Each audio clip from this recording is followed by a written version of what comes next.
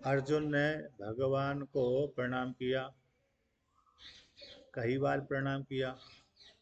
तो कई बार प्रणाम करने के पश्चात और फिर व्यापक दृष्टि से भी प्रणाम किया। अर्थात क्योंकि ब्रह्म है, सभी जगह गया हुआ है। ईश्वर रूप जो ब्रह्म है कहाँ गया है? सभी जगह गया हुआ है, आगे पीछे दाएं बाएं ऊपर नीचे। तो इस प्रकार से अर्जुन ने फिर सभी जगह प्रणाम किया। पूरब है, पश्चिम है, दक्षिण है, उत्तर है, दसों दिशाओं में प्रणाम किया, दसों दिशाओं की ओर से प्रणाम किया। अब इसके पश्चात और भी कहते हैं,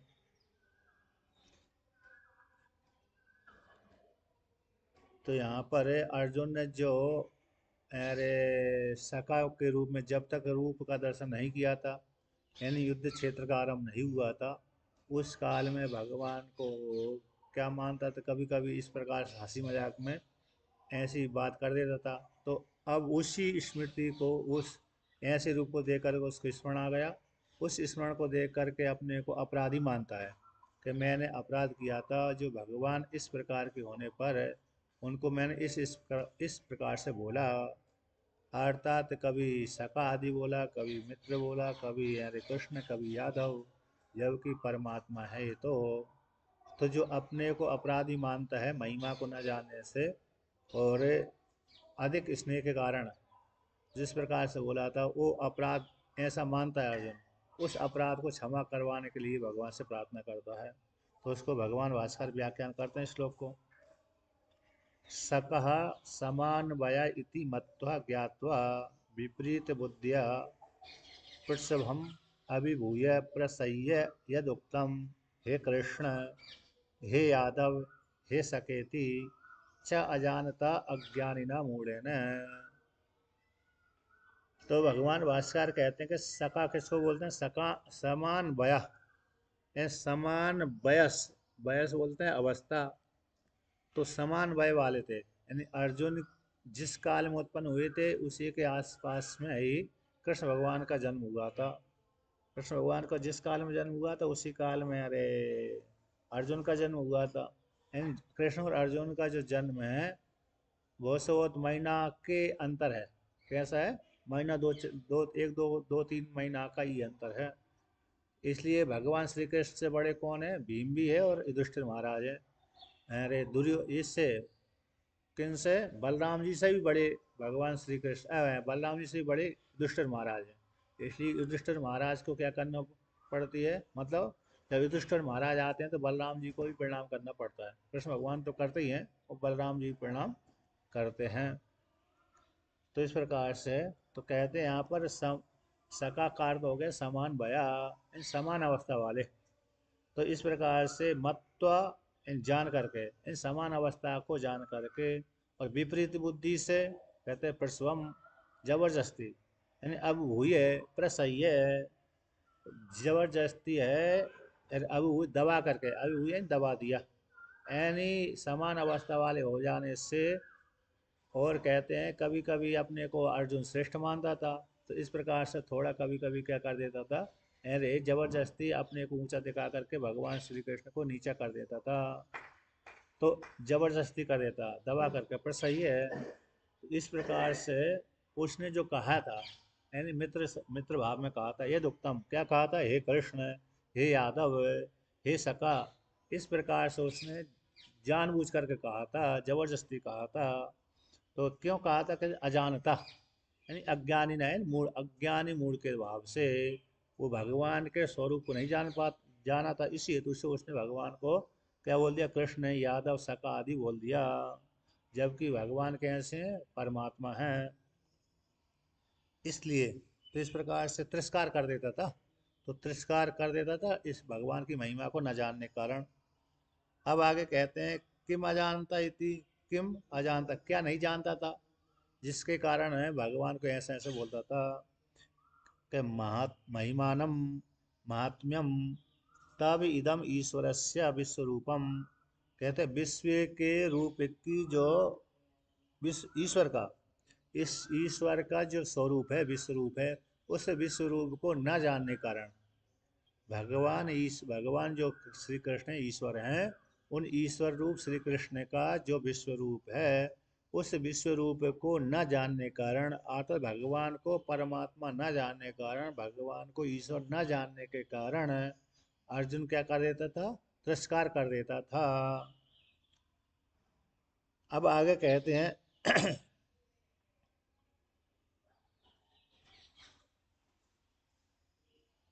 कहते हैं क्या बोलते हैं कि तब इदम महिमानम अजानता इति वैयदि वैयदि करणेन संबंध, तब इदम महात्म्यम अजानता, महिमानम अजानता, आपकी यह जो महिमा है, महिमा को न जानने कारण, महिमानम, तो ईदम शब्द नपुंसकलिंग हो गया और एक ऐसा हो गया महिमानम पुल्लिंग हो गया। महिमा को तो यहाँ पर क्या कैसे व्याधिकरण, भिन्न विभक्ति को लेकर के यहाँ पर संबंध हुआ है। तो विभिन्न भिन्न, एक नपुंसकलिंग है एक पुल्लिंग है, तो पुल्लिंग और नपुंसकलिंग में व्याधिकरण रूप से संबंध जान लेना चाहिए। अतः पाठ ऐसा होना चाहिए, भगवान भास्कर कहते हैं लिंग व्यत्यय कर लेना चाहिए। एंड अलग अलग लिंग है, एक नपुंसक लिंग का है, इदम शब्द नपुंसक लिंग वाचक है, क्योंकि पुल्लिंग होता तो अयम हो जाता। और महिमानम शब्द कैसा है? पुल्लिंग वाचक हो गया। तो पुल्लिंग में इस प्रकार से महिमा को न जानने कारण है, और इदम यह है नपुंसक लिंग हो गया। तो और पुल्लिंग होता तो अयम शब्द हो जाता। तो कहते वैदिकरण रूप से संबंध जान लेना चाहिए, जोड़ लेना चाहिए। तो कैसा होना चाहिए थी? तो ऐसा होना चाहिए थी, अर्थात तब इमम इति पाठो यदि अस्ति तदह समानाधिकरणम एव। कहते हैं आपकी, तो इदम का इमम रूप हो जाएगा, द्वितीया के एक वचन में कैसा हो जाएगा? इमम। यानी जो नपुंसकलिंग में तो इदम इदम बनता है प्रथमा के एक वचन में, और द्वितीया के एक वचन में तो इदम इदम रूप बनता है। और पुल्लिंग में अयम बन जाता है, और एक वचन में, और कर्म में अरे इमम बन जाता है। कर्म में कैसे बन जाती है? इमम। तो यहाँ पर कहते हैं जो इदम पुल्लिंग का रूप बनाएंगे तो इमम हो जाएगा। तो इमम हो जाएगा तो कैसे हो जाएगा? तो कहते हैं महिमानम, है जो आपकी महिमा है, तो इमम महिमानम, तो तब आपकी इमम महिमानम, ऐसे यदि पाठ होता है, इमम पाठ होता है, इमम इदम के स्थान पे इमम, तो ये पाठो यदि अस्ति तथा समानाधिकरणम एव, उस काल में समान अधिकरण हो जाता, यानी व्याधिकरण नहीं होता, भिन्न विभक्ति वाला नहीं होता, एक नपुंसकलिंग एक पुल्लिंग, ऐसा नहीं होता। अर्थात दोनों ही पुल्लिंग पुल्लिंग हो जाते, तो क्या हो जाता? समान अधिकरण हो जाता। इस प्रकार से तो यहाँ पर है भगवान ने जो कहा अर्जुन ने, कि अर्जुन ये भगवान के इस प्रकार रूप होना देख करके इस प्रकार से वर्णन करता था। अब कहते हैं मयः प्रमादात विक्षिप्त चित्ततया प्रणयन व अपि प्रणयो नाम स्नेह निमित्तो विश्रम्भस्य तेन अपि कारणेन यद उक्तवान अस्मि। तो यहाँ पर वर्णन करते हैं कि मया, मेरे द्वारा, अर्जुन कहता है मेरे द्वारा, प्रमाद से, यानी प्रमाद से यानी विक्षिप्त चित्ततया रूप से, विक्षिप्त, ऐसे व्यक्ति का चित्त कभी कभी चित्त है ना विक्षिप्त हो जाता है, उसके माध्यम से कुछ न कुछ बोल देता है। तो उसी प्रकार से विक्षिप्त चित्त रूप से, अथवा प्रणय के द्वारा, प्रणय के द्वारा मतलब प्रमाद के द्वारा, प्रणय का अर्थ होता है प्रणय नाम स्नेह निमित्तो, जैसे किसी से हम प्रेम करते हैं, क्या करते हैं? प्रेम करते हैं, तो अधिक प्रेम हो जाता है, तो अधिक प्रेम के कारण हम उससे कुछ ना कुछ बोल देते हैं। ये नहीं देखते कि ये हमारी वाणी को सुन करके इसको खराब लगेगा, हमारी वाणी को सुन करके इसको खराब लगेगा, हम ये नहीं सोचते हैं। अधिक जहाँ पर जैसे स्त्री पुरुष में प्रेम हो जाता होता है, बालक बालिका में होता है, भाई भाई में होता है, अथवा मित्र मित्र में होता है, तो जहाँ पर अधिक प्रेम होता है वहाँ पर मर्यादा नहीं रहती। उसी प्रकार से यहाँ पर भी प्रणयो नाम स्नेह निमित्तो, स्नेह निमित्त को लेकर के, स्नेह निमित्त है विश्वास को लेकर के, अधिक विश्वास के कारण, अधिक मित्रता को लेकर के, तो इस हेतु से व्यक्ति कभी आगे पीछे वाली बात भी बोल देता है। उसी प्रकार से इस कारण से भी मैंने आपको अधिक स्नेह के कारण मैंने आपको यानी ऐसी जो नहीं बोलना चाहिए थी ईश्वर के लिए जिन वाक्यों को उन वाक्यों को भी मैंने बोल दिया। इसलिए मैंने मेरे मेरे द्वारा क्या हो गया अपराध हो गया। उस अपराध को आप क्या करें क्षमा करें। यद उक्तवान अस्मि तद हम क्षामये त्वाम इति संबंध। जो मैंने न जान करके किसको न जान करके आपकी महिमा को न जान करके अज्ञानता को लेकर के जो मैंने आपसे कहा था जो कहा था उसको उसको क्या करें आप क्षमा कर दें। इस प्रकार से अर्जुन क्या मांगता है क्षमा याचना करवाता है भगवान से। अब भगवान को कहाँ कहाँ पर उसने अरे जो ना कहने योग्य वाक्य को बोल दिया था उसको लेकर के कहते हैं यच्चयति यद अयुक्तम उक्तम। जो भगवान को वाणी नहीं बोलना चाहिए थी भगवान के प्रति नहीं कहना चाहिए थी वो बोल दिया तो वो क्षमा करना चाहिए कर देना चाहिए भगवान को।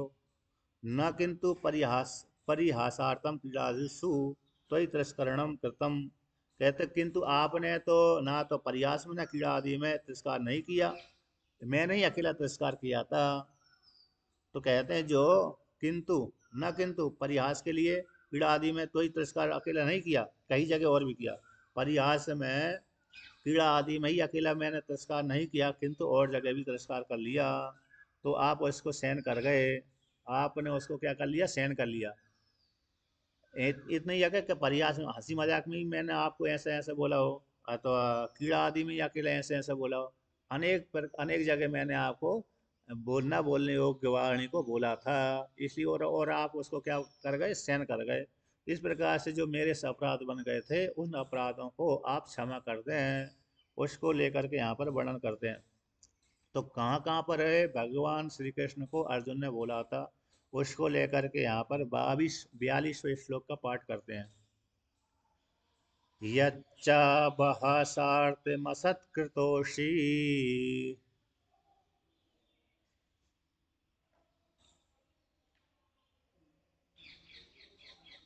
विहार शय्यासन भोजनेषु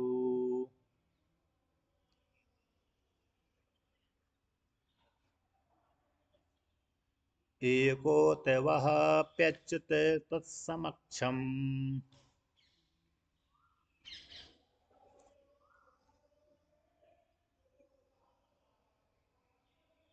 तच्छामहे त्वामहमप्रमेयम्।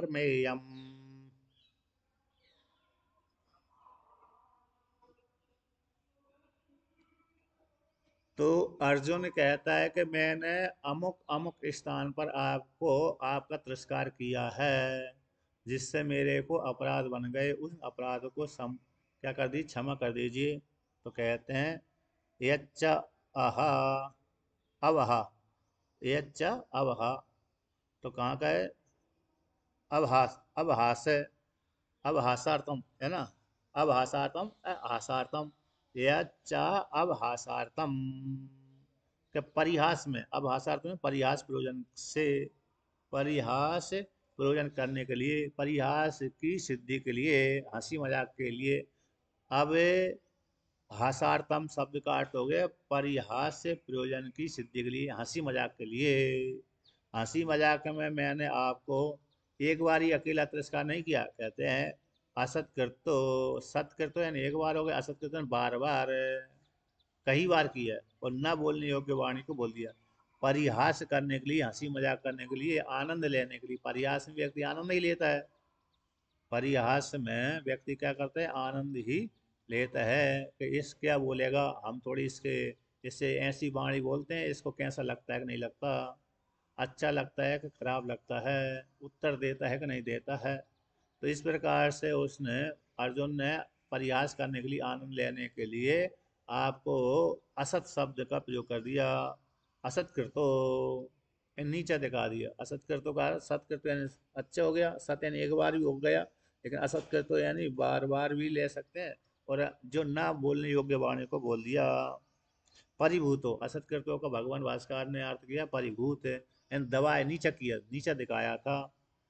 आपको हंसी मजाक करने के लिए मैंने, आनंद लेने के लिए आपको असत कृतो कसी, यानी झूठा सिद्ध कर दिया। क्या कर दिया? झूठा सिद्ध कर दिया था। आप कहाँ और मैं कहाँ, मेरे समान आप कैसे हो सकते हैं, ऐसा ऐसा ऐसा वर्णन कर देता था। और कहते हैं चलो ये वहाँ पर हो गए कि बिहार, बिहारण, बिहार करने अर्थ में, कीला करने अर्थ में, व्यायाम में, अथवा कहते हैं सैया, शयन करने में, सैया आकार को शयन करना, आसन, आसन के स्थान पर यहाँ पर है आसन हो गया, रहना बैठना हो गया, और भोजने सु, भोजन करने में, भोजन काल में, आस बैठने आदि में, सैया पर सोने आदि में, और विहरण में। क्योंकि एक जगह आता है, पुराणों में आता है, भागवत में भी आता है, अन्य पुराणों में आता है कि जब भी अरे भगवान श्री कृष्ण के पास में अर्जुन जाते थे तो एक साथ ही रहते थे वो। जब तक अर्जुन रहते थे तब तक कहते हैं एक साथ ही रहते थे, यानी एक ही बिस्तर पर सोते थे। ज़्यादा मित्रता होने के कारण अलग अलग नहीं रहते थे, कभी कभी अलग अलग भी होते होंगे, लेकिन प्राय करके एक ही जैसे महल में रहते थे, साथ साथ ही रहते थे।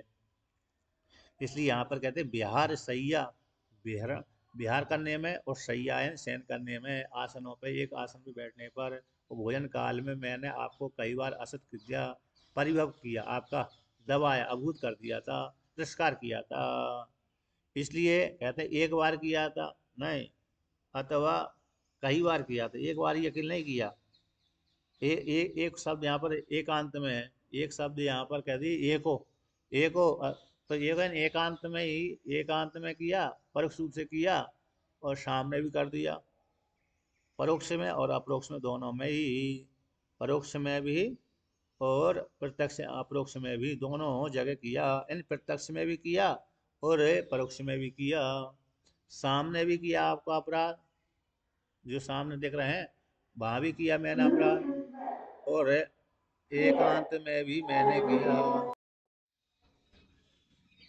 तो यहाँ पर वर्णन करते हैं कि एको, एक शब्द का अर्थ हो गया एकांत में, और अथवा शब्द हो गया प्रत्यक्ष भी कई बार है, यानी मतलब यार एकांत में भी आपको क्या किया, सभी अरे परोक्ष रूप से भी किया और प्रत्यक्ष रूप से भी आपका अपराध किया, अर्थात आपको तिरस्कार किया। एको शब्द रहस्य स्थिता, एकांत में स्थितम एकाकीनम, कहते हैं एकाकीनम मतलब अकेले में भी किया। कभी कभी ऐसा है ना, अरे समूह के रूप में भी व्यक्ति अपमान कर देता है, कभी कभी अकेला व्यक्ति है, अकेले दोनों ही, दो ही व्यक्ति अकेले हैं तो वहां पर दो ही व्यक्ति हैं तो वहां पर अपमान कर देता है व्यक्ति। तो कभी कभी कैसा होता है, समूह में रहता है व्यक्ति, समूह में भी अपमान कर देता है। इस प्रकार से मैंने कई जगह आपका अपमान किया, जिसके कारण मेरे को अपराध बन गया। हे अच्युत, तत् समक्षम, तत्सम तत्समक्षम, जो मैंने आपको कहते हैं बार बार आपको अपराध किया है। क्या किया था? असत कर किया था, अपराध किया था। अक्षम प्रत्यक्षम, तत् सम अक्षम, यानी अक्षम है प्रत्यक्षम। जो समक्षम शब्द है, समक्षम सत्य, तो यहाँ इस समक्षम शब्द किसका वाचक है कि प्रत्यक्ष का वाचक है। एक बार एकांत में ऐसी, अथवा विकल्प हो गया, और कहते हैं तत्समक्षम इन प्रत्यक्षम, अक्षम इन प्रत्यक्ष, अक्ष यानी इंद्रिय होते हैं, इन प्रत्यक्ष। तो प्रत्यक्ष भी मैंने आपको अपराध किया, आपको नीचा दिखाया, और परोक्ष रूप से एकांत में भी आपको नीचा दिखाया कई बार, और कभी कभी समूह में भी हो सकता है। कहते हैं जो मेरे से न जान करके अपराध बन गए हैं, तत्क्षामये, तत्क्षामये, तो उन सारे अपराधों को आप क्या करें, हे अच्युत, अरे क्षमा करते हैं। त्वाम अहम अप्रमेयम, आप जबकि प्रत्यक्ष आदि प्रमाणों के विषय नहीं हैं, आप कैसे हैं, प्रत्यक्ष आदि प्रमाणों के विषय नहीं बनते। अथवा श्रुति निषेध मुख से आपका वर्णन करती है। एक तो कैसे श्रुति आपको निर्गुण निराकार स्वरूप को निषेध मुख से करती है, सगुण रूप का ही आपको श्रुति ऐसा वर्णन कर देती कि भगवान ऐसे हैं। लेकिन निर्गुण निराकार का जो रूप है आपका, वो तो निषेध मुख से ही श्रुति वर्णन करती है। आप कैसे प्रमेय, अप्रमेय, प्रमा प्रत्यक्ष आदि इंद्रियों के विषय आप नहीं बनते। प्रत्यक्ष आदि जो प्रमाण हैं प्रत्यक्ष प्रमाण अनुमान प्रमाण उसके द्वारा विषय नहीं बनते, बल्कि आप कैसे होते हैं, लक्षित होते हैं। ऐसे लक्षित होने वाले जो अप्रमेय हैं, अर्थात ऐसे विश्वरूप वाले हैं, प्रमाण से अतीत परे हैं, ऐसे प्रमाणातीत कहलाते हैं। ऐसे प्रमाणातीत है, आप परमात्मा से मैं प्रार्थना करता हूँ कि आप मेरे सारे अपराधों को क्या करें, क्षमा कर दें। इस प्रकार से भगवान श्री कृष्ण को अर्जुन ने कहा। अब भगवान भास्कर इसका व्याख्यान करते हैं कि यच्चा अवसारार्थम अब हासार्थम परिहास प्रयोजनाय असत्कृतः परिभूतो असि भवसि। कहते हैं अर्जुन ने, कहते हैं अब हासार्थम यानी परिहास के प्रयोजन की सिद्धि के लिए, आनंद लेने के लिए। अब हासार्थम का अर्थ हो गया आनंद लेने के लिए, परिहास में, हंसी मजाक में आनंद लेने के लिए। असत्कृतः यानी परिभूतो असी भवसी, परिभव किया था यानी आपको नीचा दिखाया था, आपको तिरस्कार किया था। परिभव परिभूत का अर्थ हो गया तिरस्करणम कृतम, तिरस्कार किया था। तो कहते क्या, कहाँ कहाँ पर आपको तिरस्कार किया था, तो उसको कहते हैं बिहार सय्यासन भोजनेशु, इन स्थानों पर आपको बार बार नीचे दिखाया था, तिरस्कार किया था। तो बिहार यानी बिहरणम, बिहारा, बिहरणम कहते हैं बिहार है कीड़ा, कीड़ा अथवा व्यायामो व, टीकाकार कहते हैं बिहरणम शब्द का अर्थ किया कीड़ा, कीड़ा यानी खेलना। और कहते हैं व्यायाम, व्यायामशाला होती है मल्ल, यहाँ पर है व्यक्ति कसरत करता है, और कीड़ा तो कीड़ा ही होती है, खेलने आदि होते हैं। तो विहरणम शब्द का अर्थ कर दिया कीड़ा अथवा व्यायाम। यहाँ पर मैंने आपको क्या किया था, अरे नीचे तिरस्कार किया था, यानी पाद व्यायाम। बिहार, बिहार शब्द का अर्थ हो गया पाद व्यायाम भी है ना। कीड़ा करता है तब भी व्यक्ति को पाद आदि का व्यायाम होता है, चलता फिरता आदि है। तो बिहरण में बिहार है, बिहार है पाद व्यायाम, पादों का व्यायाम। तो पादों का व्यायाम का होता है चलना फिरना होता है तब। वो सैनम कहते सैया, सही सैनम है, सैया यानी सैनम।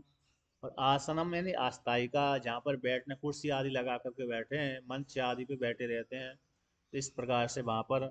और भोजनम यानी अदनम, भोजनम का अर्थ अदनम, भक्षण जो किया जाता है ना, रोटी आदि का भक्षण जो किया जाता है, भक्षण करने के योग्य।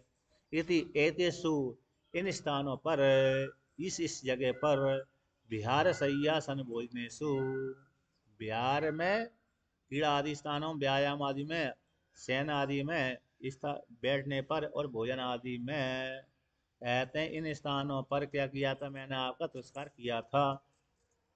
एक बार किया था, एका यानी परोक्षासन, परोक्ष रूप से किया था।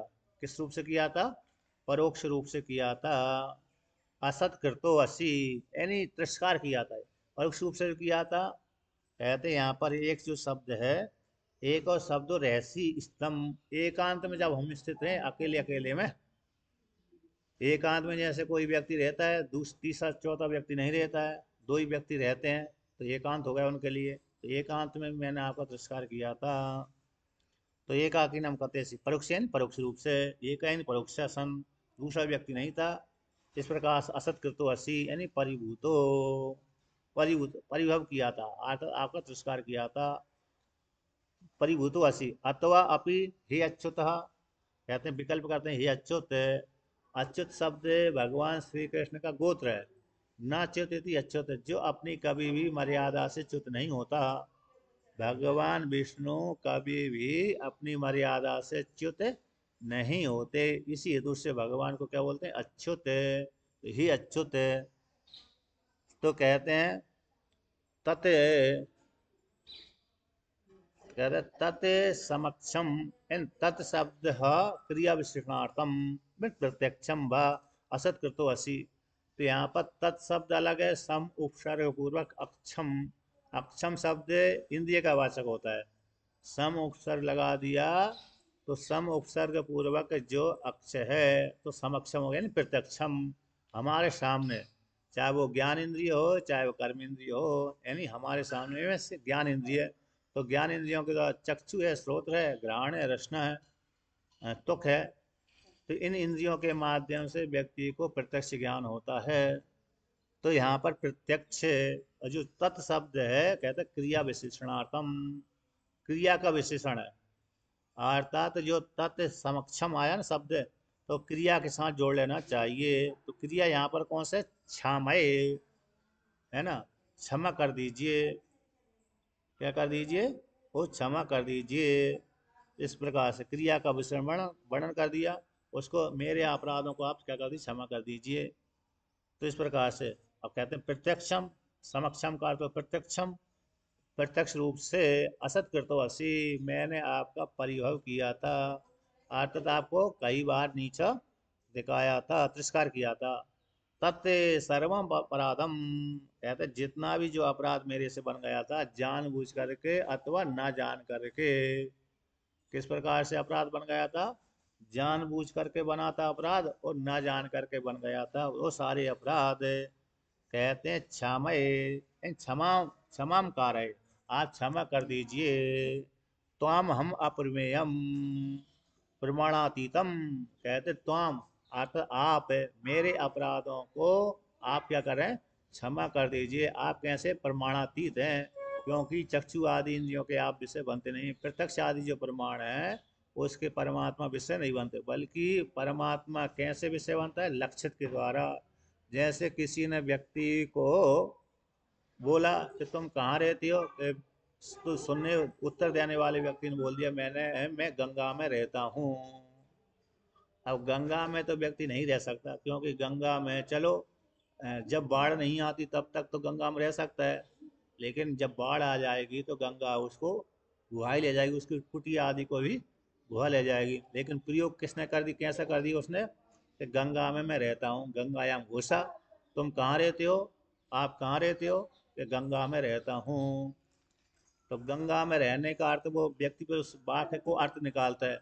एक गंगा में तो रह नहीं सकता, क्योंकि बाढ़ के समय में, वर्षा काल के समय गंगा जी उसको गुहाई ले जाएगी। तो अर्थ क्या निकालता है, गंगा के किनारे इसका घर है, गंगा के किनारे इसका घर है, उस वाक्य से अर्थ निकलता है। उससे वाक्य से क्या निकलता है, अर्थ निकलता है कि गंगा के किनारे इसका घर है। तो सीधा सीधा शक्ति वृत्ति से, शब्द की सामर्थ्य से तो ज्ञान नहीं हो रहा, शब्द की सामर्थ्य से तो इतना ही ज्ञान हो रहा, गंगा के भीतर ही रहता है। जैसे कभी कभी देवताओं के घर गंगा के, नदियों के भीतर रहते हैं, जल के भीतर रहते हैं। लेकिन बाढ़ के समय देवताओं के, चलो वो तो दिव्य पुरुष हैं, कि सामान्य व्यक्ति नहीं रह सकता है ना, तो सामान्य व्यक्ति को तो बाढ़ का जल बुहा ही ले जाएगा। इसलिए उसका, उस सामान्य व्यक्ति का घर तो गंगा के किनारे में रहेगा, तट पर रहेगा। तो उस वाक्य से, तुम्हारा घर कहाँ है, गंगा किनारे है, गंगा में है, तो उस वाक्य सुनने वाला व्यक्ति समझ जाते इसका घर गंगा के किनारे है। उसी प्रकार से परमात्मा से जगत की उत्पत्ति हुई। जगत किससे उत्पत्ति हुई, परमात्मा से। तो परमात्मा, ये जगत को उत्पन्न करने वाला कोई ना कोई है, तो वो परमात्मा है, वो असंख्य कूटस्थ है। इस प्रकार से अर्थ लगा करके परमात्मा का ज्ञान होता है। सीधा सीधा चक्षु इंद्रिय के द्वारा परमात्मा का ज्ञान नहीं होता, श्रोत्र इंद्रिय के द्वारा परमात्मा का ज्ञान नहीं होता, बल्कि लक्षणा के द्वारा। जैसे गंगा के भीतर घर है, तो सीधा घर गंगा के भीतर नहीं हो सकता, गंगा के किनारे होगा, उस वाक से अर्थ निकलेगा। उसी प्रकार से परमात्मा प्रमाणों से परे हैं, लक्षित मात्र होते हैं।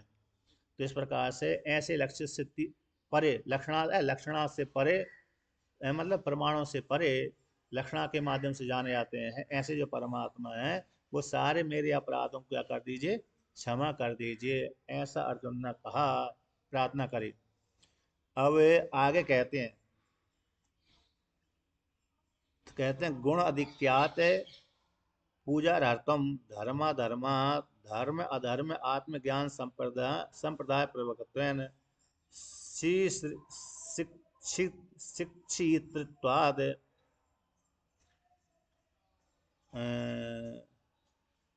अद्रुक्तत्वम गुरूणाम अपि सूत्रादीनाम गुरुत्वाद गुरीयस्य गरीयस्त्वम तदेव प्रश्न द्वारा साधयति।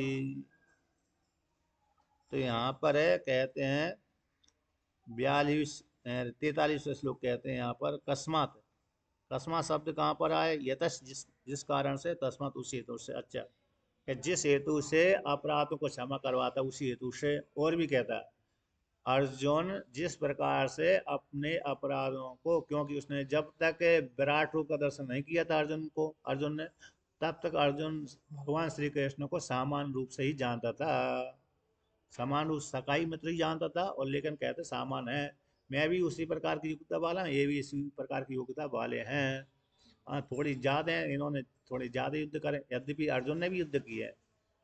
अर्जुन हमेशा युद्ध में ही रहता था, महलों में तो कम ही रहा।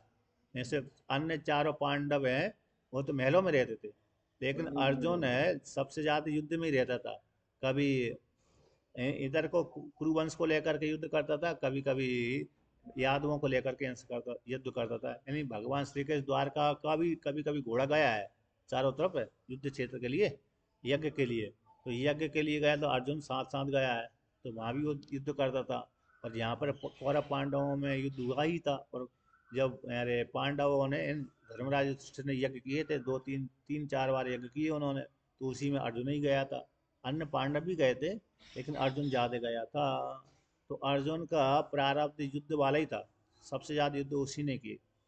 तो उसी प्रकार से तो कहते हैं कि जो मैंने आपसे अपराध न जान, आपके रूप को न जान करके जो अपराध बन गए थे, वो अपराधों को क्षमा कर दीजिए। तो किस प्रकार से क्षमा, और भी मंगवाता है कि इस प्रकार से जैसे व्यक्ति ये क्षमा कर देते हैं, जैसे पत्नी के अपराधों को पति क्षमा कर देता है, अन्य के अपराधों को मित्र के अपराधों को मित्र क्षमा कर देता है, उसी प्रकार मेरे अपराधों को आप क्षमा कर दीजिए। उसको लेकर के पाठ करते हैं यहाँ पर।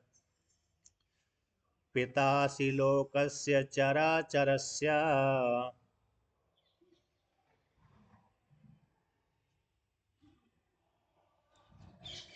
त्वमस्य पूज्यस्य गुरुर्गरीयान्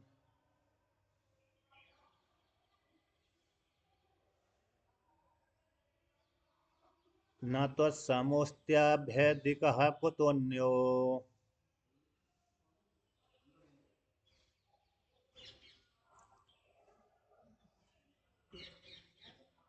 लोकत्रयेऽप्यप्राक्मिते प्रभाव।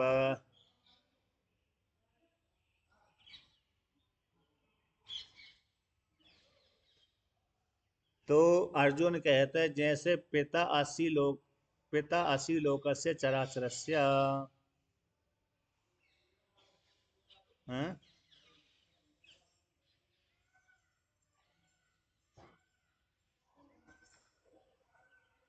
विराट रूप के दर्शन नहीं करते तो फिर उसको ऐसा लगता ही नहीं का मैंने अपराध किया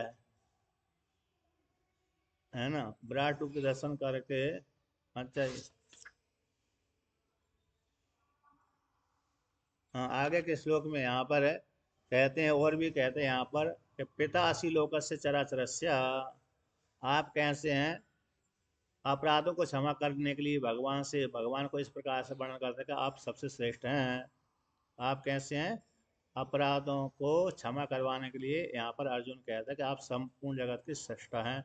पिता असी लोकस्य, कहते हैं आप लोक के पिता हो। लोक के ही नहीं, चराचर लोक के। चर यानी चर यानी गच्छति इति चर, गच्छति इति चर। जो चल विचरण करता है उसको चर बोलते हैं। अचर जो नहीं चलता है, तो पेड़ पौधे नहीं चलते, एक स्थान पर हल्दी हिलते डुलते तो हैं, हिलते डुलते तो हैं लेकिन चलते नहीं है, तो स्थिर रहते हैं, तो अचर हो गए। पेड़ पौधे जो पत्थर आदि है उसमें तो कोई अपराध होते नहीं है, उसमें जीव संज्ञा नहीं होती। लेकिन पेड़ पौधों में जीव संज्ञा होती है। उनमें पेड़ पौधे में क्या होती है, जीव संज्ञा होती है, क्योंकि वो एक योनि विशेष है। जितने भी वृक्ष हैं, पहाड़ में जीव नहीं होता, जिसमें अंतःकरण होता है उसी में जीव होता है, जिसमें अंतःकरण नहीं है उसमें जीव नहीं होता। इसलिए पेड़ पौधों में अंतःकरण रहता है, लेकिन उनका अंतःकरण इतना मूड रहता है कि उनको दर्द होता तो है, लेकिन थोड़ा थोड़ा आभास होता है, दर्द होता है। जब व्यक्ति काटने जाता है ना, तब उसको असर होता है। हम लोगों को दिखते नहीं है, हम तो जड़ ही मानते हैं उसको। हम तो क्या मानते हैं, जड़ ही मानते हैं। अब पुराणों के श्रवण करने से ही हमको ज्ञान हो रहा है कि जड़ नहीं है, चेतन है इसमें। जैसे कसाई जब जाता है ना पशु के पास में, तो उसको पशु देख लेते ये कसाई है, तो उसको देखकर थर थर कांपने लगता है। तो सामान्य व्यक्ति जाएगा तो उसको कुछ नहीं होगा, उसकी उसका अलग असर निकलता है, उसके शरीर से अलग वो वातावरण निकलता है, मतलब तरंग निकलती हैं, निकल रही ना सामान्य व्यक्ति के शरीर से। जब कसाई जाएगा तो उसके शरीर से दूसरी प्रकार की तरंग निकलती है, तो पशु डर जाता है। जैसे डॉक्टर को देख करके भी पशु डर जाता है, वो देख रहे छेदने आ रहा है, इंजेक्शन लगाने आ रहा है। डॉक्टर को देखकर भी ऐसा ही होता है, इस अन्य को लेकर के भी ऐसा होता है। उसी प्रकार से जो कुल्हाड़ी लेकर के जाता है पेड़ वृक्ष के पास में, तो उसको कुल्हाड़ी लेने वाले देख करके व्यक्ति डर जाता, वो वृक्ष डर जाता है कि ये मेरे को काट मारने आ रहा है। अब काट देता तो वहां से जो चेतन है नीचे आ जाता है। जैसे हमारे शरीर में, पूरे शरीर में चेतन व्याप्त करके रहता है ना। अब किसी का पैर कट गया, किसी का हाथ कट गया, तो चेतन उतना कट गया का नहीं, वो सिकुड़ गया। क्या हो गया? सिकुड़ गया। अभी पूरे शरीर में फैला हुआ था चेतन, अब पैर काट दिया किसी ने, एक्सीडेंट आदि के माध्यम से हो गया, तो वो वहां का चेतन, जो पैर का चेतन ऊपर खिसक गया है। मतलब उस अंग में जहां तक व्यक्ति को चेतना होती वहां तक व्याप्त हो रहता है। अब कट ही गया तो वहां पर, अरे कट गया तो वहां पर उसमें सिकड़ गया, आगे पीछे हो जाता है ना। उपाधि को लेकर के, उपाधि को लेकर के आगे पीछे हो जाते, उपाधि है ये। यानी मन वहां वहां पर जा रहा है, प्राण वहां वहां पर जा रहे हैं। जहां पर प्राण रहते, जहां पर प्राण जाते हैं, जहां पर मन जाता है, प्राण जहां पर जाते हैं। चेतन तो ज्यों का त्यों रहते, लेकिन प्राण जहां, प्राण नहीं, लकड़ी में बाहर में में जैसे हमारे शरीर को लेकर के उदाहरण देखिए। जैसे हमारे पैर, पैर में भी चेतन है, हाथ में भी चेतन है, पूरे शरीर को व्याप्त करके चेतन रहता है, पंचदशी में ऐसा आया है। लेकिन किसी ने पैर काट दिया, तो पैर काट दिया तो फिर वो चेतन कहाँ होगा? तो वहां पर पैर कट ही गया, तो वहां का जो चेतन था, प्राण थे, वो सिकुड़ कर पीछे आ गए। अब पीछे आ गए तो वहां पैर वाला चेतन जो भाग था, वहां चेतना थी, वो सारी अंदर आ गई। पैर कट जाने से वो चेतना कैसी अंदर होगा? अब वहां पर उस जो कटा हुआ अलग में है, अलग हुआ पैर है, वो पड़ा हुआ, उसमें चेतना नहीं रहती, बल्कि सिकुड़ जाती है। सिकुड़ना कहना मतलब प्राण उसमें ऊपर चले गए, तो इसलिए चेतन को लेकर के वहां उसी प्रकार से जो जो चेतन है जहाँ, हाँ अभिव्यंजक संस्थान कह दीजिए अथवा प्राण कह दीजिए। जहाँ जहाँ पर प्राण होता है वहां पर, वहां पर चेतनता व्यक्त होती है। जहाँ जहाँ पर हमारे शरीर में प्राण का संचार होता है, वहाँ वहाँ पर हमारी चेतनता व्यक्त होती है। जैसे जिस किसी को लकवा मार गया, और लकवा मार जाता है तो फिर व्यक्ति को हाथ पैरों में दर्द नहीं होता।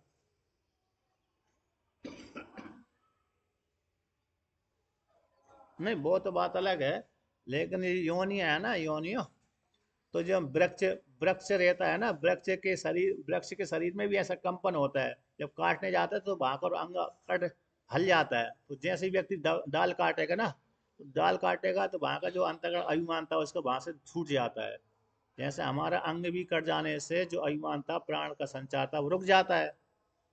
प्राण का संचार हमारे उस अंग से रुक गया, तो रुक गया तो वहां में चेतनता फिर समाप्त हो जाती है, यानी पीछे सिकुड़ जाती है। मतलब कहने का तात्पर्य है, यद्यपि मूल चेतन में कोई परिवर्तन नहीं होता है, और प्राण में भी कोई परिवर्तन नहीं होता, लेकिन प्राण नीचे पीछे चले जाते हैं ना, उतने अंग में अभिमान करना बंद हो जाता है। हैं? मन, हाँ, कटे हुए मन में गति नहीं, प्राण, प्राण नहीं जा रहा ना, प्राण, मन, मन, मन की गति भी नहीं रहती, प्राण भी नहीं जाते। जहाँ पर चेतना शून्य कर दिया तो वहां तो थोड़ी देर के लिए फिर चलने लगते हैं प्राण। लेकिन यहाँ पर कट ही गया तो प्राण का संबंध समाप्त हो जाता है। तो प्राण का संबंध समाप्त हो गया तो फिर चेतना समाप्त हो जाती, वहां से हट जाती है। तो ऐसा हो जाता है। उसी प्रकार से वृक्षों में भी ये चेतना पाई जाती है। तो कहते हैं चर और अचर। चर का मतलब होगा जो विचरण करने वाले, अचर यानी जो विचरण नहीं करते, वृक्ष आदि। उन सभी के आप कैसे, तीनों लोगों के आप पिता हैं। और कहते तुम अस्य तुम अस्य लोकस्य चराचरस्य, अस्य अस्य चराचरस्य। तो कहते हैं इस चराचर के भी आप पिता हो। और कैसे? जब संपूर्ण जगत के पिता हो, लोक के भी पिता हो, और चर और अचर दोनों के पिता हो।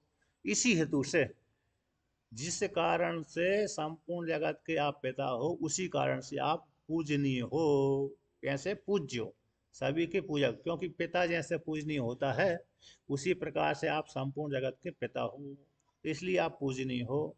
गुरु हो, कैसे हो? गुरु हो, श्रेष्ठ हो, गरियान सबसे श्रेष्ठ हो। गुरु, गुरु है ना, गुरुतर हो। कैसे हो? यानी तुल्य कहते हैं यहाँ पर पूजा के योग्य। गुरु, गुरु शब्द का भी अर्थ श्रेष्ठ होता है, गरिष्ठ होता है। गुरुतर हो, गुरुतर, गुरु गरियान, गरियान है श्रेष्ठ है, भारी, पूजनीय। गुरु कैसे? गुरु हो, गरियान हो, श्रेष्ठ हो, पूजा के योग्य हो। इस प्रकार से कहते हैं जब आप सबसे श्रेष्ठ हो तो आपके समान कोई दूसरा है अथवा नहीं है। कि ना तो समो अस्ति अभ्यधिका कुतो अन्यो। तो यहाँ पर अर्जुन कहता है कि तुम्हारे समान कोई नहीं है, यानी तुम संपूर्ण जगत के सृष्टा हो, लोक के चराचर के सृष्टा हो। तो तुम्हारे समान कोई होगा दूसरा ईश्वर? कि तुम्हारे समान कोई नहीं है। तो जब तुम्हारे समान नहीं है तो तुमसे कोई बड़ा हो सकता है? जैसे गाँवों किसी क्षेत्र में हम रहते हैं तो हमारे समान भी रहता है कोई व्यक्ति, धन को लेकर के, धन को लेकर के, ज्ञान को लेकर के, अन्न को लेकर के, बल को लेकर के समान। और कभी कभी व्यक्ति हम उससे हमसे ज़्यादा ज्ञान को लेकर के, धन को लेकर के और बल को लेकर के भी श्रेष्ठ निकल जाता है। तो उसी प्रकार से क्या ईश्वर के समान कोई है अथवा ईश्वर से और अधिक श्रेष्ठ कोई है? कि न तो समूह अस्तिया है, आपके समान कोई है ही नहीं है, तो आपसे बड़ा तो कैसे होगा? ईश्वर के समान कोई है ही नहीं है, तो ईश्वर से बढ़कर कोई दूसरा ईश्वर हो संभव ही नहीं है। यदि दो ईश्वर मान लें, या तो दो ईश्वर मान लेने पर तो व्यवहार की उत्पत्ति नहीं हो सकती। जैसे घर में दो मालकिन हो जाए, कैसे हो जाए? दो मालिक अथवा दो मालकिन हो जाए। एक घर के दो स्वामी हो जाए, दो स्वामी दो हो जाए। तो एक स्वामी कहेगा ऐसा कार्य करो करो, दूसरा स्वामी कहेगा ऐसा कार्य मत करो, तो व्यवहार की उत्पत्ति नहीं होती। तो घर में भी एक ही स्वामी रहता है, घर में भी कैसा रहता है? एक ही स्वामी रहता है, एक ही स्वामी के अधीन, चाहे वो बलवान हो चाहे कमजोर हो, उसको आज्ञा पालन करना पड़ती है, मानना पड़ती है। यानी पिता स्वामी हो गया, घर का स्वामी कौन हो गया? पिता। तो घर का स्वामी पिता हो गया, वह उसी की आज्ञा को उसके जितने पुत्र पत्नी भाई बंधु हैं उसको मानना पड़ती है। यदि अलग अलग दो मानेंगे, एक घर के स्वामी दो दो मानेंगे, तो विवाह की उत्पत्ति नहीं हो सकती। एक कहता है ऐसा कार्य करो, दूसरा कहता है उसी से कहते हैं ऐसा कार्य मत करो, तो झगड़ा हो जाएगा। उसी प्रकार से ईश्वर, तो दो ईश्वर मानने पर भी व्यवहार की उत्पत्ति नहीं हो सकती। एक ईश्वर कह रहा है सृष्टि करेंगे, उसी काल में क्या दूसरे ईश्वर कह रहा है कि हम संहार करेंगे, श्रृंगार करेंगे, तो सृष्टि व्यवहार की उत्पत्ति नहीं हो सकती। कहते हैं बहुत योग सूत्रों में आता है, अन्य जगह आता है। तो जो साधक है उपासना करते करते ईश्वर के जैसा हो जाता है, ईश्वर के समान सामर्थ्य प्राप्त कर लेता है। तो ईश्वर के समान सामर्थ्य प्राप्त कर लेता है तो फिर वो क्या, ईश्वर की जैसे सामर्थ्य आ गई जिसमें, तो फिर ईश्वर के विपरीत भी कार्य कर सकता है कि नहीं? वो ईश्वर के विपरीत कार्य करता ही नहीं है कभी। यदि ईश्वर के विपरीत कार्य करने लगता है तो ईश्वर अपनी शक्ति को खींच लेता है। उत्पत्ति, स्थिति, संहार, जो तीन जो मुख्य शक्तियां होती ईश्वर की, वो भगवान किसी को नहीं देते। यद्यपि देते हैं, लेकिन यदि वो विपरीत चलता है तो शक्ति खींच लेते हैं। जैसे विश्वामित्र मुनि है, विश्वामित्र मुनि सृष्टि करने लगे थे, शक्ति उनके पास में थी नहीं, ब्रह्मा जी की जैसी शक्ति थी उनमें, भगवान शिव जी ने दे दिया। अब दूसरे इंद्र बनाने लगे, क्या बनाने लगे? दूसरे इंद्र, दूसरा स्वर्ग, दूसरा दूसरा सारी चीज बनाने लगे। तो ब्रह्मा जी ने रोक दिया, ब्रह्मा जी ने क्या कर दिया? रोक दिया कि भाई ऐसा कार्य मत करो। तो मानना पड़ेगी ब्रह्मा जी की बात। इसलिए दो ईश्वर नहीं हो सकते। तो इसलिए क्या है ना, तो समूह अस्थि, आपके समान भी नहीं है विवाह की उत्पत्ति न होने से। तो अधिक होने से तो, अधिक के तो विषय में कहना ही क्या, आप आपसे बढ़कर कोई दूसरा है ही नहीं है, आप ही सबसे श्रेष्ठ है। को तो अन्य हो, तो लोकत्रय, तीनों लोकों में आपसे बढ़कर कोई हो ही नहीं सकता, तीनों लोकों में आपके समान भी कोई नहीं है। अब जो भी ईश्वर के जैसा हो जाता है ना, ईश्वर के जैसा होता है वो ईश्वर में जाकर मिल जाता है। ब्रह्मलीन हो जाता है। जैसे नदियों का जल समुद्र में जाकर के मिल जाता है, लीन हो जाता है, एक ही भूत हो जाता है। उसी प्रकार से जीव भी ईश्वर के जैसे सामर्थ्य वाला होता हुआ तो ईश्वर में ही जाकर लीन हो जाता है, ईश्वर में मिल जाता है, एक ही भूत हो जाता है। ऐसे आप कैसे अमित प्रभाव, आपका प्रभाव मापा ही नहीं गया, इतना ही प्रभाव है आपका। आपका प्रभाव कैसा है? इतना ही है, माप नहीं सकते, अमित प्रभाव है। मित मित प्रभाव वाले नहीं है। कि आपके पास 1 लाख रुपये हैं, 1 लाख रुपये माफ लिए ना, कि अमुक व्यक्ति के पास मात्र कितने हैं, 1 लाख रुपए हैं, अमुक व्यक्ति के पास मात्र 1 करोड़ रुपए हैं, तो माप लिए गए उसका। इसमें 10,000 हाथियों का बल है, जैसे भीम में 10,000 हाथियों का बल था, तो प्रभाव माप लिया ना उसका। अब किसी में 1 लाख का हाथियों का बल रहता है, किसी में और भी रहता है, जैसे हनुमान जी को अतुलित बल धाम, हनुमान जी अतुलित है, अतुल है, मतलब तुलना की नहीं गई है, मतलब इतना कितना बल हो सकता है उनमें, अतुलित होगा ना। तो उसी प्रकार से आप अमित प्रभाव वाले हैं। हे अमित प्रभाव वाले, आप कैसे हैं, आपके समान कोई है नहीं है और आपसे बढ़कर तो हो ही नहीं सकता, इसलिए आप संपूर्ण जगत के स्वामी, आप मेरे अपराधों को क्षमा कर दो, ऐसा अर्जुन ने कहा। भगवान भास्कर इसका व्याख्यान करते हैं कि पितासी जनितासी लोकस्य, इस लोक के आप पिता हैं, इन प्राणी जातस्य, लोकस्य का अर्थ कर दिया प्राणी जात, प्राणी समुदाय, जितने भी स्त्री पुरुष दिख रहे हैं, जीव जंतु दिख रहे हैं, सबके आप कैसे पिता हो। और कहते हैं चराचरस्य स्थावर जंगमस्य न केवलम तुमस्य जगता पिता पूज्यस्य पूजार पूजारा हो, यह तो गुरुर गरियान गुरु तरह। कहते आप प्राणी समुदाय के अकेले पिता नहीं हो, बल्कि चराचर के यानी स्थावर जंगम के, जो स्थावर हो गया पेड़ पौधे, और जंगम हो गया गच्छति जंगम, जो जंगम में चलता है, मनुष्य आदि पशु पक्षी आदि वो जंगम हो गए, उसके भी आप पिता हो। कहते इतना ही अकेले नहीं है, आप जगत के पिता ही अकेले नहीं है, कहते हैं पूजा के योग्य भी हो, आप पूजनीय हो। कोई व्यक्ति उत्पन्न तो कर देता है, जैसे पिता ने पुत्र को उत्पन्न कर दिया, पिता ने उत्पन्न कर दिया, अथवा मेरे जो चलो पिता की तो बात, पिता के प्रति तो हमको श्रद्धा करनी पड़ती है, चाहे वो पूजा के योग्य हो चाहे ना हो, उसमें गुण हो चाहे ना हो, लेकिन शास्त्र की दृष्टि के अनुसार माता पिता तो पूजनीय होते हैं, चाहे गुण वाले हों चाहे अगुण वाले हों, पूजा। लेकिन जो मकान बनाने वाला है, मकान बनाने वाले कौन हो गए, विश्वकर्मा, है ना। मकान बनाने वाला कौन हो गया, विश्वकर्मा। तो जो मकान बना रहा है उसने सुंदर भी बनाया है, तो पूजा के योग्य नहीं होता ना वो। श्रद्धा तो कर लेते हैं, लेकिन हम उसकी पूजा नहीं कर सकते, जैसे माता पिता की हम पूजा कर लेते, चाहे गुण होए चाहे ना होए उसमें, लेकिन हम उनकी क्या कर देते हैं, पूजा कर देते हैं। लेकिन मकान बनाने वाले में गुण भी बहुत है, लेकिन उसकी हम पूजा नहीं करते। उसको अपना, जिसने मकान बनाया, निर्माण कर दिया, महल हमारा प्रसाद बना दिया, क्या बना दिया, प्रसाद, प्रसाद है ना महल, और हमने उसको धन दे दिया, अब धन लेकर चला गया, तो पूजा के योग्य नहीं है। किंतु भगवान तो कैसे पूजा के योग्य भी हैं। तो कहते हैं इसलिए तो जिस कारण से आप पूजा के योग्य हैं, उसी हेतु से गुरु भी हैं, गरियान है, श्रेष्ठ और गुरुतर हैं। गुरु गुरु है ना, गरियान का अर्थ है श्रेष्ठतर, गुरुतर। मीन्स दो व्यक्ति में से एक को निर्धारण करने के लिए तरफ प्रत्यय आता है, ये भी पूजा के योग्य, ये भी पूजा के योग्य है, इन दोनों के मध्य में पूजा के योग्य कौन है, फिर अमुक व्यक्ति इन दोनों के मध्य में एक पूजा के योग्य है, इन दोनों के बीच में, तो एक को निर्धारण करने के लिए तम तरफ प्रत्यय आता है। बहुतों के बीच में से एक को निर्धारण करने के लिए तम प्रत्यय आता है। तो आप पूज्य, पूज्य के भी पूज्य हैं, सभी के पूज्य हैं, ऐसे गुरुतर हैं।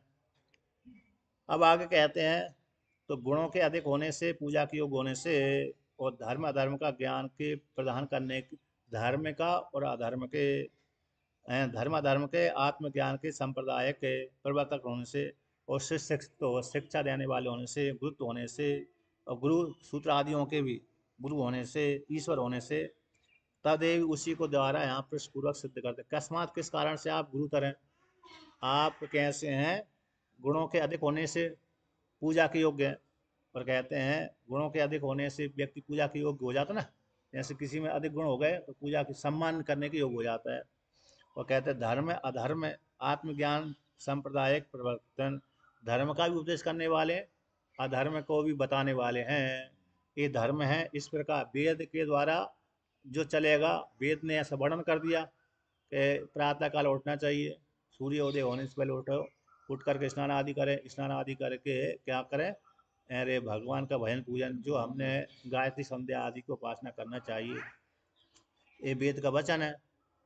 तो इस प्रकार से, और अधर्म है यानी हिंसा नहीं करनी चाहिए, मांस नहीं खाना चाहिए, मदिरा नहीं सेवन करना चाहिए। अधर्म क्या हो गया, मांस का सेवन, मदिरा का सेवन, किसी के हिंसा न, यानी जो, यदि उपाधि में नहीं है, यानी छात्र धर्म में नहीं है तो हिंसा नहीं करना चाहिए, छात्र धर्म है तो बहुत उसकी बात अलग हो गई, सैनिक के लिए तो नहीं है, सैनिक के लिए तो कर्तव्य है, राजा के लिए कर्तव्य है हिंसा करना। आता वो युद्ध करेगा, युद्ध नहीं करेगा तो हिंसा अपना ही पराजय कर लेगा। तो वहाँ पर तो राजा को तो उसका धर्म रहता है, हिंसा करना धर्म ही होता है उसका तो।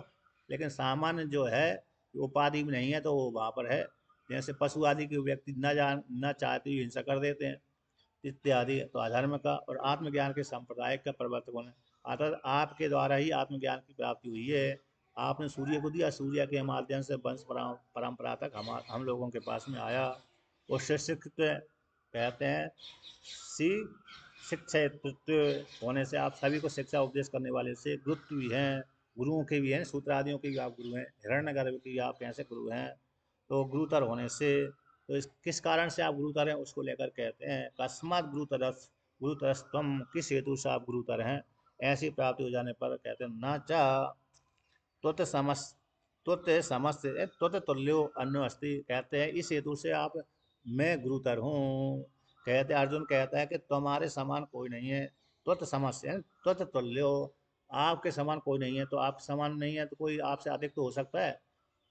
जैसे अरे उन्होंने इन्होंने ना मनुष्य शत्रुपा ने जब तपस्या करी तो उन्होंने प्रार्थना करी कि हे भगवान आपके जैसा पुत्र चाहिए मेरे को। तो भगवान विष्णु देखा कि मेरे जैसा तो कोई है नहीं है, तो मैं ही बन जाता हूँ। भगवान विष्णु ने कहा कि मेरे जैसा, तो मैंने देखा, भगवान विष्णु देखा देखा उस काल में ध्यान दिया कि मेरे जैसा कोई मिल जाए इनको दे देता हूँ, उसी को पुत्र बना देता हूँ। तो भगवान के जैसा कोई दिखा ही नहीं, नहीं दिखा। तो भगवान ने कहा भाई मैं ही आ जाता हूँ आपके, आपका पुत्र बन जाता हूँ। तो भाई रामकृष्ण के रूप में पैदा हुए। तो इसलिए कहते हैं भगवान के समान ही कोई नहीं है। तो बड़ा हो सकता है, तो बड़ा तो बात अलग ही है। भगवान के समान ही जब कोई नहीं है तो बड़े की तो कहना ही क्या आता, बड़ा तो भगवान से कोई है ही नहीं है। इसलिए तुत समस्य तुल्यो ना अन्वस्ति। अब यहाँ पर कहते हैं यदि मान लेते हैं दो आपके समान कोई दूसरा ईश्वर होगा, उसको लेकर कहते हैं न ईश्वर द्वयम संभवती अनेक ईश्वरत्व व्यवहार अनुत्पत्ति। यदि ईश्वर द्वय की प्राप्ति हो जाने पर व्यवहार की उत्पत्ति नहीं हो सकती। एक तो ईश्वर दो हो ही नहीं सकते, ईश्वर द्वयम न संभवती, ईश्वर द्वय न संभवती, अतः ईश्वर दो नहीं है। क्यों? यदि दो ईश्वर अनेक ईश्वर मान लेंगे तो व्यवहार अनुत्पत्ति, व्यवहार की उत्पत्ति नहीं हो सकती। जैसे घर के दो स्वामी हो जाएं, है ना, ये स्त्री भी स्वामी है वो स्त्री भी स्वामी है, तो झगड़ा आपस में हो ही जाएगा। तो जहाँ पर घरों घरों में जब दो स्त्रियां स्वामी बन जाती हैं, अपनी अपनी आज्ञा चलाती हैं, तो क्या होती है, वो झगड़ा हो जाता है ना, कि मैं ऐसा करूँगी, वो कहते हैं सब तुम मत करो। उसी प्रकार दो पुरुष घर के स्वामी बन जाते हैं तो वहाँ भी झगड़ा हो जाता है। दो स्त्री जहाँ पर स्वामी बनेंगी, आज्ञा चलाएंगी, तो वहाँ भी झगड़ा होगा। दो पुरुष जहाँ पर है स्वामी बनेंगे, एक ही घर में होना चाहिए, तो वहाँ भी झगड़ा निश्चित है। उसी प्रकार से यहाँ पर कहते हैं ईश्वर द्वय संभव नहीं है, यदि मानेंगे तो व्यवहार की उत्पत्ति नहीं होगी। अनेक ईश्वरत्व व्यवहार अनुत्पत्ति, अनेक ईश्वर मानने पर व्यवहार की उत्पत्ति नहीं होती। तो यहाँ पर वर्णन किया है, टीका में वर्णन किया है ईश्वर भेदे प्रत्येकम स्वतंत्रात्। यदि ईश्वर भेद मानेंगे, अनेक ईश्वर मानेंगे, तो ईश्वर तो स्वतंत्र है, परम स्वतंत्र न सिर पर कोई।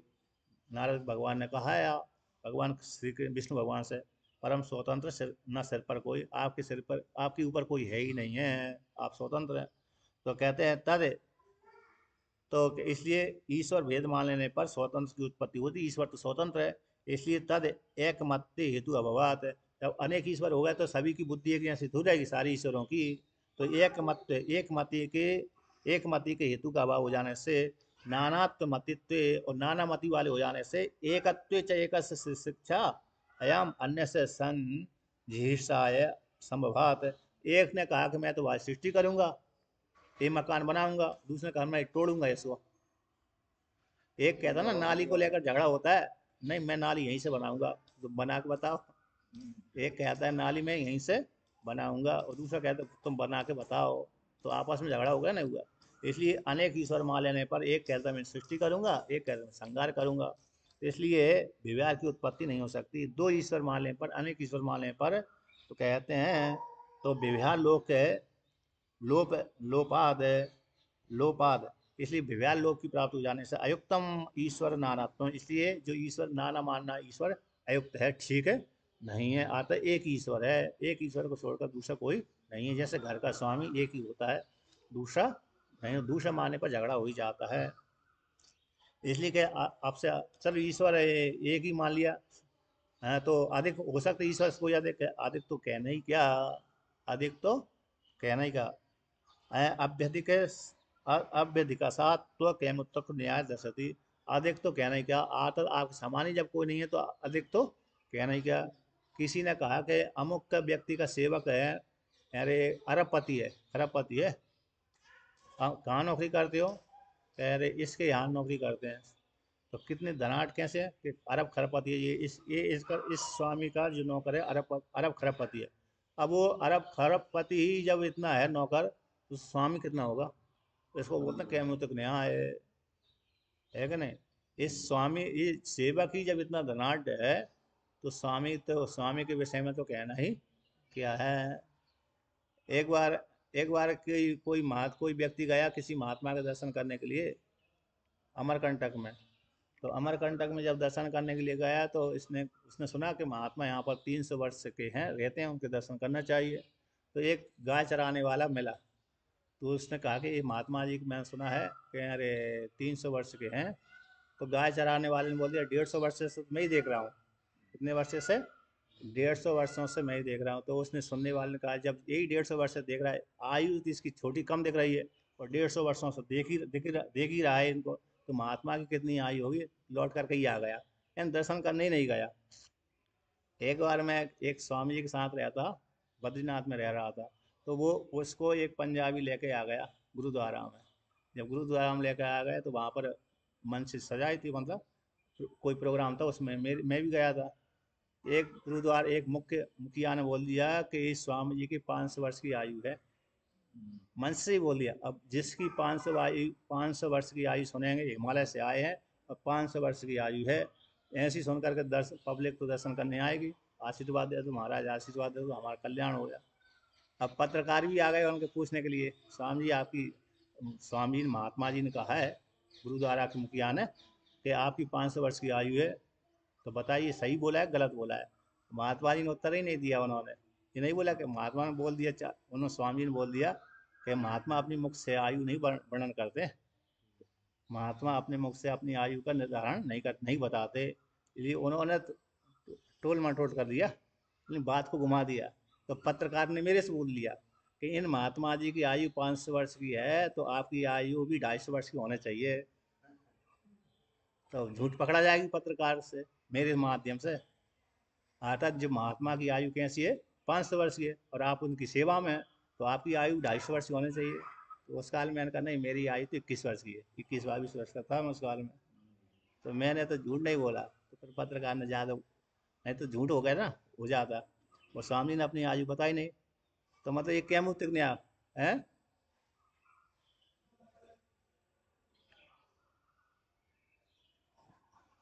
हाँ, महात्मा तो महात्मा नहीं, महात्मा लोग अधिक आयु बता देते हैं, वहां पर वो सुनने वाला कहता है अरे इतने आयु वाले हैं, चलो कुछ ना कुछ तपस्वी तो होंगे ही। महात्मा में अधिक आयु की ज्यादा प्रसिद्धि रहती है, और अन्यों में तो कम प्रसिद्धि है। अन्यों को लेकर के महात्मा जितने अधिक आयु वाला होगा उतनी ज्यादा लोग श्रद्धा करते हैं, ऐसा भावना है। वो स्त्री पुरुषों को लेकर के तो फिर दूसरी प्रकार की है। इसलिए यहाँ पर कहते हैं, इसी तुम्हारे समान ही नहीं है, तुमसे अधिक तो कहना ही क्या, ये कैमुतिक न्याय है। त्वत समय वे तावत अन्यो न समझती, जब तुम्हारे समान ही नहीं है तो तुमसे अन्य यानी अधिक उम्र वाला होगा, अधिक प्रभाव वाला होगा, इसके विषय में कहना ही नहीं, अतः संभव ही नहीं है। कुतः एव अन्यो अभ्युदिका स्यात्, किस प्रकार से आपसे अन्य अधिक हो सकता है, किस प्रकार से आपसे अधिक सामर्थ्य वाला हो सकता है। अर्थात आपसे अधिक सामर्थ्य वाला कोई है ही नहीं है, यानी आपका ईश्वर कोई है ही नहीं है। आपके समान ही जब कोई नहीं है तो आपसे अधिक तो कोई है ही नहीं है। तो लोकत्रय अपि सर्वस्मिन् अप्रमित प्रभाव प्रतिमीयते यह सा प्रतिमा, न विद्यते प्रतिमा यस्य तव प्रभावस्य सा तम अप्रमित स्वभाव प्रभावो हे अमित अप्रति अप्रति अप्रतिम प्रभाव, यानी निरतिशय प्रभाव इत्यर्थ। कि तीनों लोकों में भी भूर भुवा स्व इन तीन भूर लोक से पाताल तक चला जाता है। भुआ शब्द कहते हैं पूरा अंतरिक्ष से जाते हैं, कहाँ तक चला जाता है? ध्रुव लोक तक, ध्रुव तारा तक, ध्रुव तारे तक अंतरिक्ष लोक कहलाता है। स्व कहने से स्वर्ग लोक से लेकर ब्रह्म लोक पर्यंत तक चला जाता है। ये जो तीन महाविहारती हैं, भूर्भुवः स्वः, इन तीनों विहारतियों में पूरा ब्रह्मांड आ जाता है। पूरा इन 14 लोक आ जाते हैं। 7 नीचे के लोग, 7 ऊपर के। अतल वितल सुतल तलातल रसतल महातल पाताल, ये 7 नीचे के हो गए। भूर्भुवः स्वः महाजना तप सत्यम, ये 7 ऊपर के। इसलिए भगवान की आरती 14 बार उतारते हैं। 14 लोग, 14 बार इसलिए क्यों? भगवान ने 7 नीचे के लोगों को, 7 ऊपर के लोगों को, तो एक ही शरीर में विराट का रूप दर्शन होता है। तो 14 बार उतारने से हमने 14 लोगों की आरती कर ली। अंग एक एक अंग में उतारते हैं। तो इसलिए तीन आरतियों, तीन तीन आरतियों में पूरा ब्रह्मांड आ जाता है। इसलिए आप कहें से तीनों लोकों में भी, सर्वस्व में, सभी लोकों में अपरिमित प्रभाव वाले एंड प्रभाव, परिमित प्रभाव किसको बोलते हैं? कि प्रतिमीयते, मापा जाता है। प्रतिमीयते, मीय यानी मापना, जिसके द्वारा, यह ऐसा, जिसके द्वारा मापा जाता है उसको बोलते हैं प्रतिमा। यानी हमने माप लिया, अमुक रूप को माप लिया, घट पट को इस माप लिया, तो ऐसे है, तो उसको बोलते हैं प्रतिमा। तो ना ना प्रतिमा मीयते इति, न विद्यते प्रतिमा, कहते हैं जिसकी प्रतिमा कोई विद्यमान नहीं है, अर्थात यश तब प्रभाव से, जिसके प्रभाव की प्रतिमा का प्रभाव का मापा नहीं जा सकता, उसको बोलते हैं सा त्वम अप्रमित प्रभाव हो। अर्थात भगवान की रूप भी ऐसा है, भगवान का रूप इस प्रकार का है और भगवान की सामर्थ्य इस प्रकार की है, ये मापा ही नहीं सकता। भगवान काले ही है, ऐसा भी नहीं कर सकते। भगवान कैसे? सांवले है ना भगवान, कृष्ण भगवान राम जी सांवले होते हैं। गोरी तो कौन है? लक्ष्मी, और वो है राधा, राधा भी है, राधा है, लक्ष्मी है, और एक के ना, उसका नाम कौन है? रुक्मणी, रुक्मणी है, सीता जी है, एक गोरी कहलाती है। ये तो काले कहते, भगवान गोरे काले ही हैं ऐसे भी नहीं कह सकते, काले भी हैं, गोरे भी हैं, काले भी हैं, सभी प्रकार के। जैसे कृष्ण काले हो गए, किसी कल में सत्वगुण को धारण करते हैं, गोरे हो जाते हैं। रजोगुण को धारण करते हैं, दूसरे प्रकार को हो जाते हैं। सत्वगुण को, तमोगुण को धारण करते हैं तो काले बन जाते हैं। तो अनेक वर्ण होते हैं भगवान के। हरयोग में जब पैदा होते हैं भगवान, अवतार धारण करते हैं, तो गुणों को लेकर अवतार धारण करते हैं, तो अलग अलग प्रभाव वाले हो जाते हैं। तो भगवान का एक ही रूप हो ऐसा भी नहीं कर सकते, भगवान में इतनी सामर्थ्य हो ऐसा भी नहीं कर सकते। तो जिसके रूप और प्रभाव को मापा ही नहीं जा सकता, उसको बोलते हैं अमित प्रभाव वाले। तो अर्थात अर्थ कर दिया भगवान भास्कर ने, निरतिशय प्रभाव है। अतिशय जिससे निकल ही गया, अतिशय जिससे निकल ही गए। किसी न किसी में इतना लाख रुपए होंगे, इतने संपत्ति होगी कि जिसमें है ही, सीमा है ही नहीं है, तो बोलते निरतिशय। आप कैसे निरतिशय प्रभाव वाले हैं, ऐसे भगवान को आप जो भगवान है, वो भगवान मेरे अपराधों को क्षमा कर दे। आगे के श्लोक के माध्यम से और वर्णन करेंगे। तो इस प्रकार से आज का पाठ पूरा हुआ। आता भगवान से क्षमा याचना के लिए इस प्रकार से भगवान के स्वरूप का वर्णन कर दिया यहाँ पर। और 44वें श्लोक के द्वारा यहाँ पर वर्णन करते कि जैसे पिता अपने पुत्र के अपराधों को क्षमा कर देता है, सखा अपने मित्र के अपराध क्षमा कर देते हैं, और पत्नी के अपराधों को पति क्षमा कर देता है, उसी प्रकार से आप मेरे अपराधों को क्षमा कर दें। ये अगले श्लोक के द्वारा वर्णन करेंगे। तो आज का पाठ पूरा हुआ। कल अष्टमी है, हाँ कल छुट्टी रहेगी, परसों नवमी के द्वारा, नवमी के दिन चलेगा।